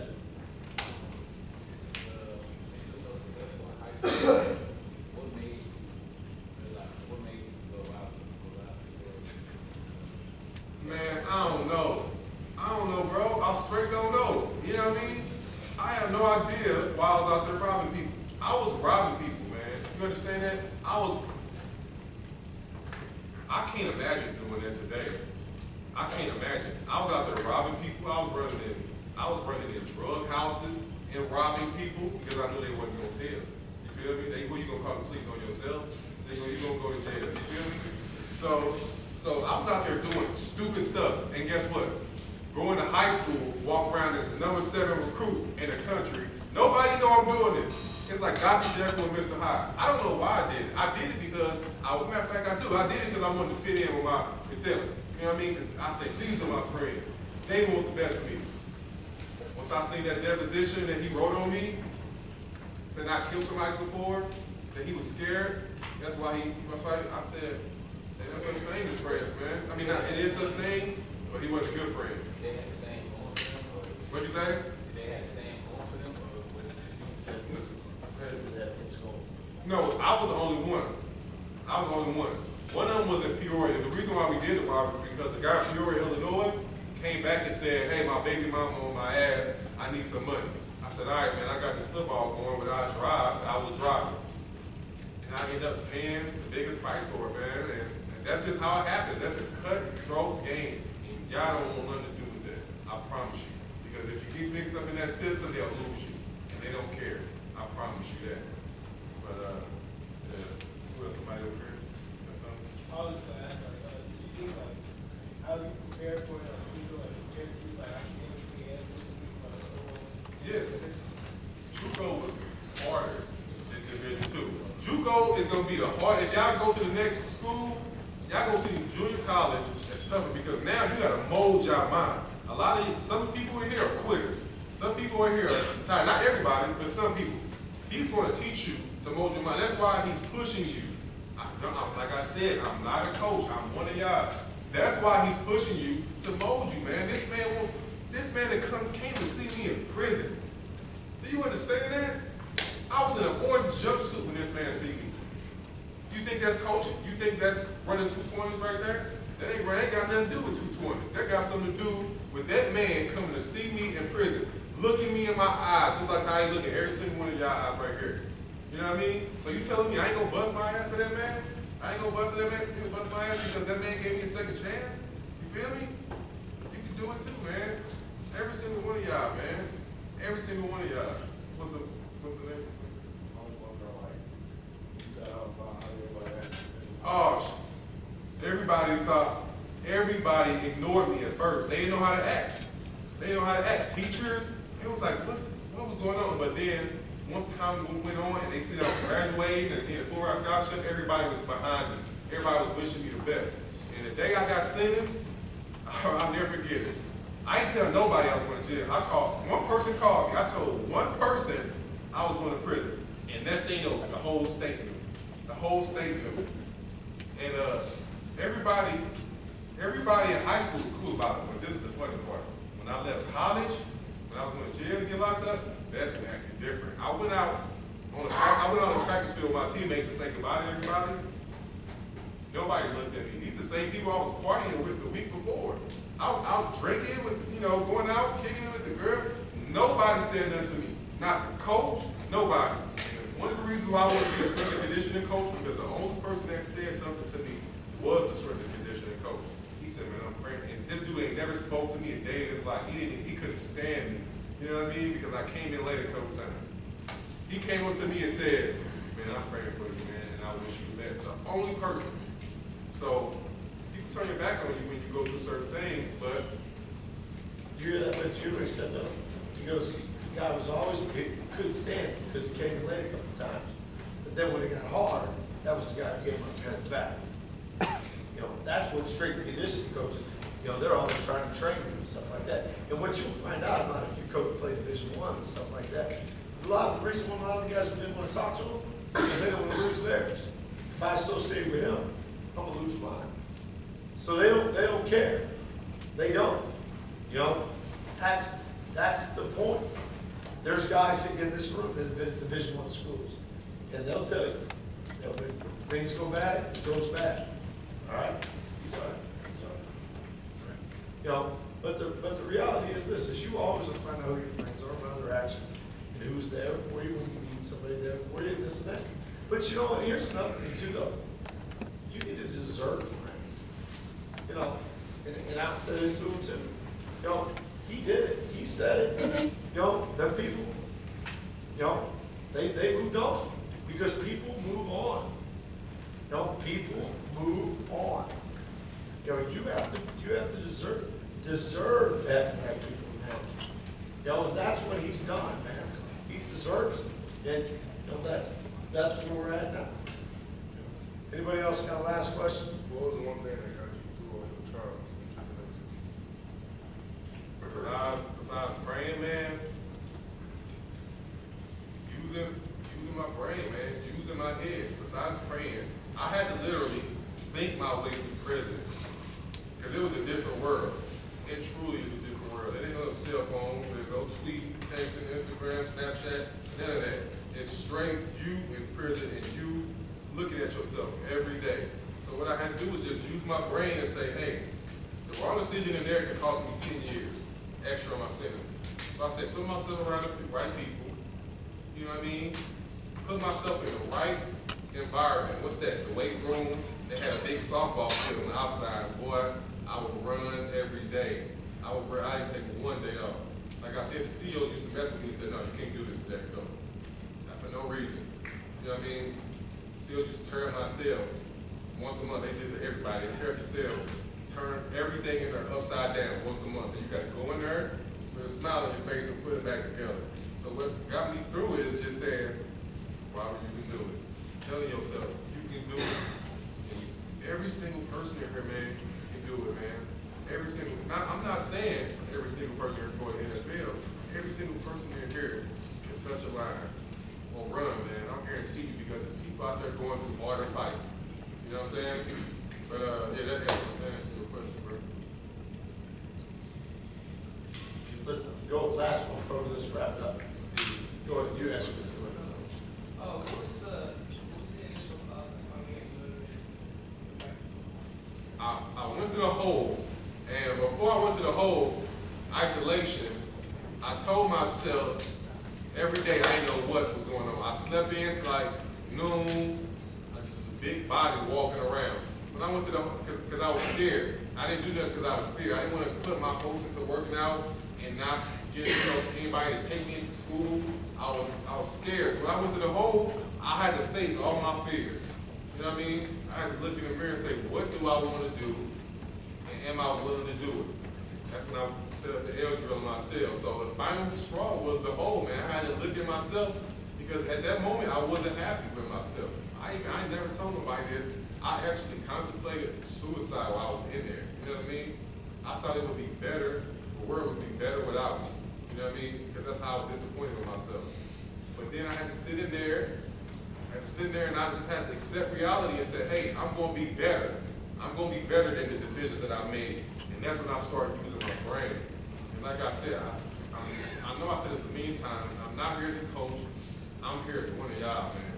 I'm here as one of y'all that's fought on that field, that's grinded, that got brothers out there that fought with me. And every single person in here can do that same thing because there's people out there fighting different fights, and that's what they like.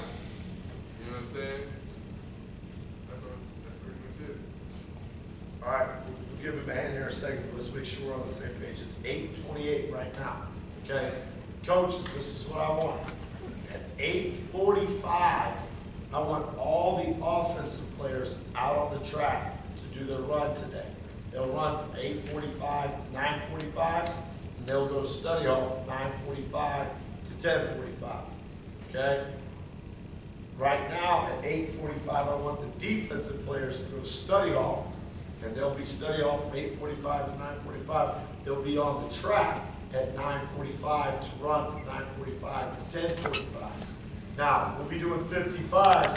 If you guys want to go to the other end and start your warm-up and everything so we can get it done. This is a good thing that I brought Robert, but please understand, we get our work in. You got no choice. And it's not because that's how life is. You got no choice. You know? Coach Young, you up there? Yes, sir. Would you like to go home and go to bed early tonight? Would you like to do that? I would love to.